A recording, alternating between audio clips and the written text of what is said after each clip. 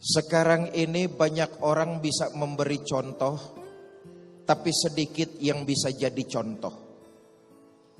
Ngasih contoh gampang, jadi contoh susah. Pepat di luar, pancung di dalam. Manis kalau berhadapan, balik belakang lain bicara. Ucapan santun, perbuatan Fir'aun.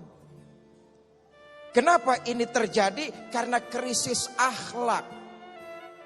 Sekarang ini sudah nyaris tidak ada lagi panutan, teladan, siapa yang mau diikuti.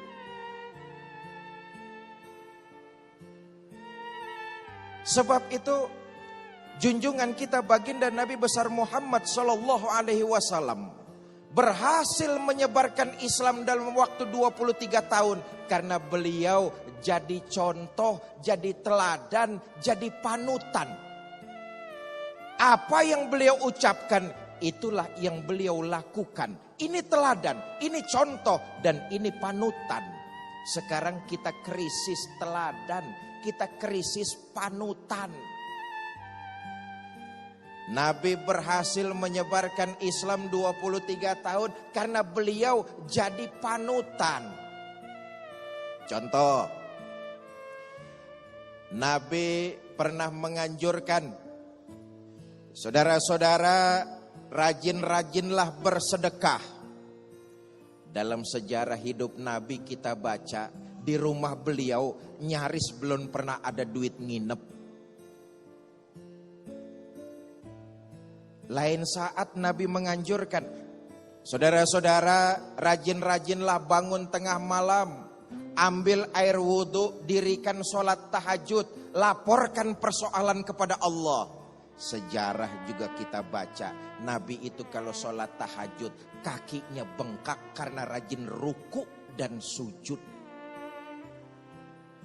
Ana awalun wajibun ma amartum bih. Ini panutan nih, ini teladan. Aku orang pertama yang mengerjakan perintah. Sebelum perintah itu aku sebarluaskan kepada para sahabat. Nabi sholat tahajud, kaki bengkak karena rajin ruku dan sujud. Saudara-saudara, rajin-rajinlah bangun tengah malam. Nabi nyontoin.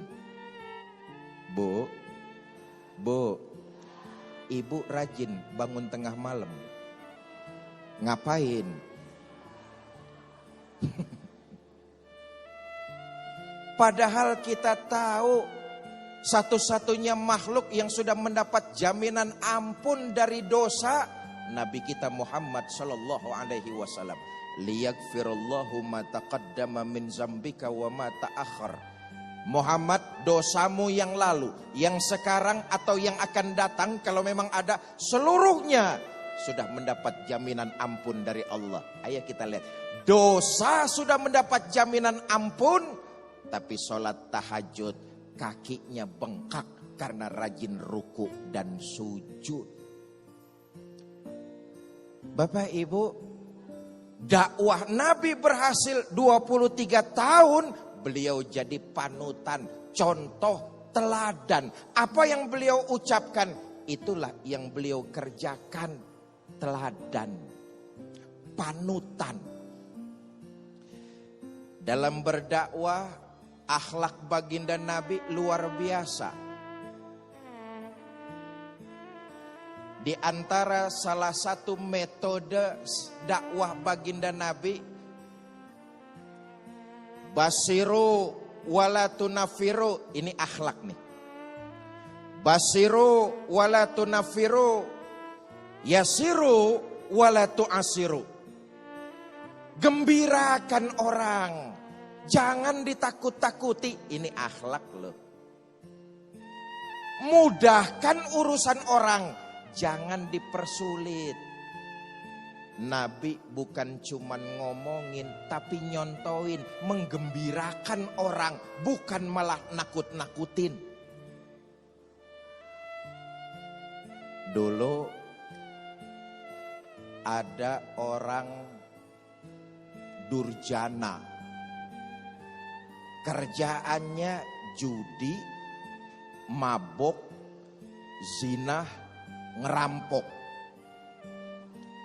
Satu hari dapat hidayah masuk Islam.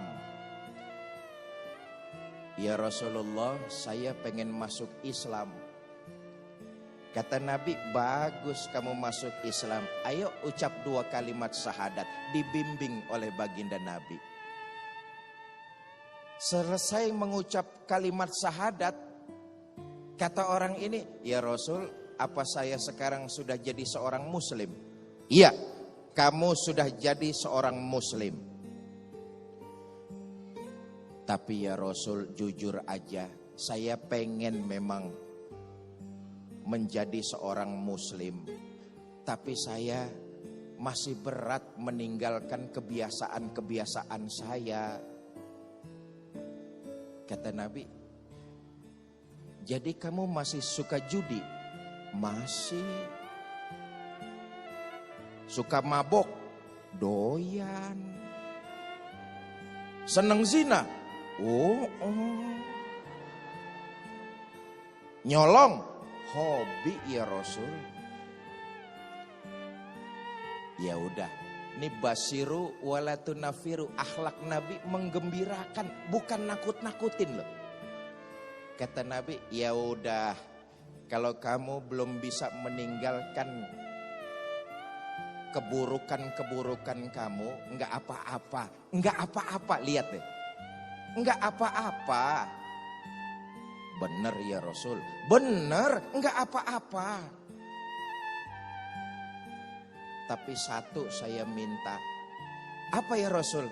Mulai sekarang kamu janji jangan bohong. Kata nih orang, saya kira apaan?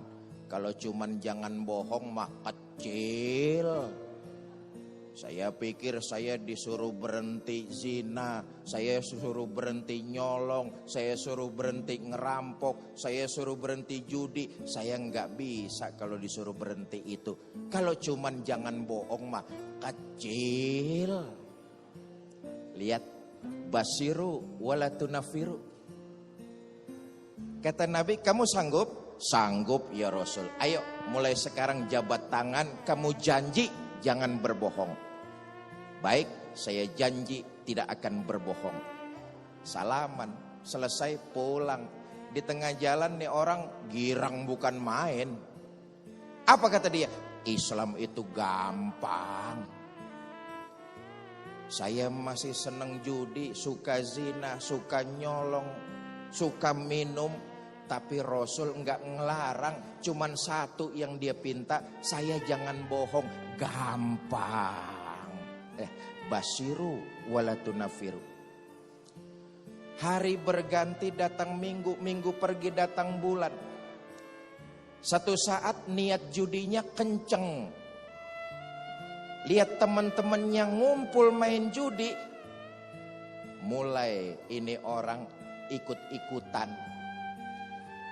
Begitu sudah ada di meja judi, ini orang ingat janjinya kepada baginda Nabi. Iya ya, saya udah janji sama Nabi. Ntar kalau ketemu saya ditanya, kamu judi apa enggak? Bagaimana saya jawabnya?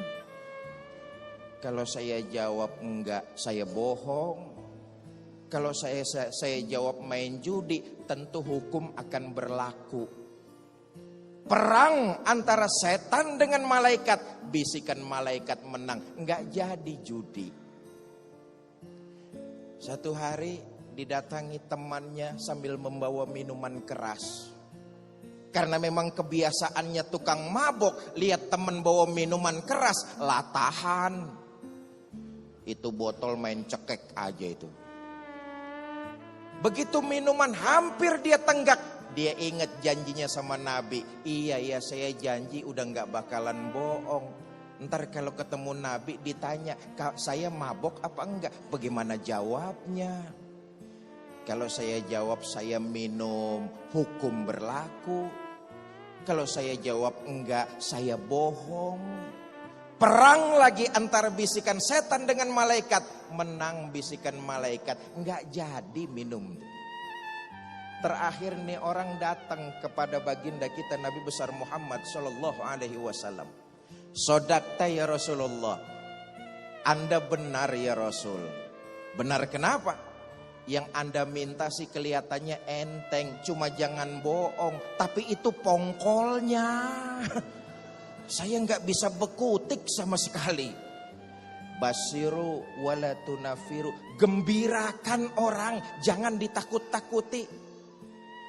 Yasiru wala tu'asiru.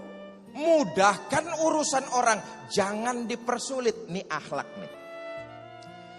Sayangnya masih banyak di antara kita yang mengamalkan hadis ini kebalik. Karena itu kita krisis akhlak, krisis panutan, krisis teladan. Ngamalin hadisnya kebalik.